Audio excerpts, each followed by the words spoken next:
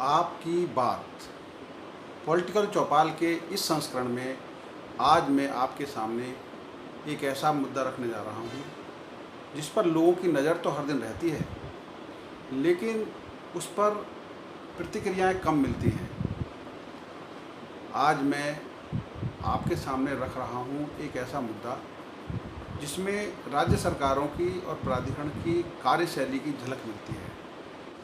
मायावती के समय से ही, जब 2012 में मुख्यमंत्री बनी थी मायावती, तब नोएडा प्राधिकरण ने रजनीगंधा से सेक्टर 56 तक एक एलिवेटेड रोड की प्लानिंग बनाई थी।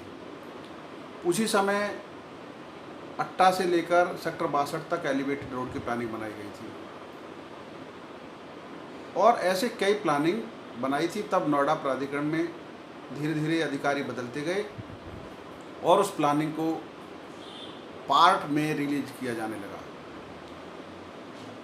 अट्टा से लेकर सेक्टर 62 तक एलिवेटेड रोड बन चुका है। इस समय अग्घापुर से लेकर हौजरी कॉम्प्लेक्स तक एलिवेटेड रोड बनाने की प्रक्रिया चल रही है, उस पर काम चल रहा है तेज़ी से। सेक्टर 71 पर अंडरपास का काम चल रहा है इस समय।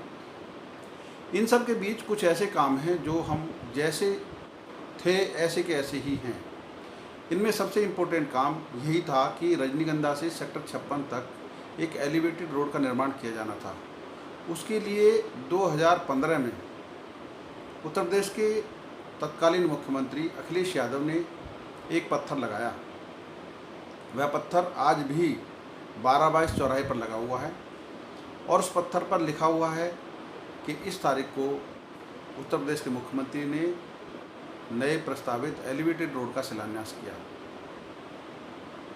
और अब 2021 का जून का महीना चल रहा है, 2022 में चुनाव होने हैं, तो जनता से जुड़े ऐसे प्रोजेक्ट पर कुछ सवाल उठाना लाजमी है।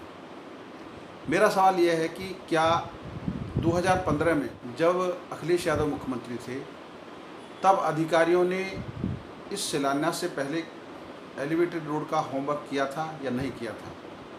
अगर होमवर्क किया था तो क्या प्रस्ताव पारित किया गया था, प्रोजेक्ट कंप्लीट, उसकी डीपीआर बना ली गई थी, टेंडर की प्रक्रिया थी, या सिर्फ प्लानिंग का एक हिस्सा था?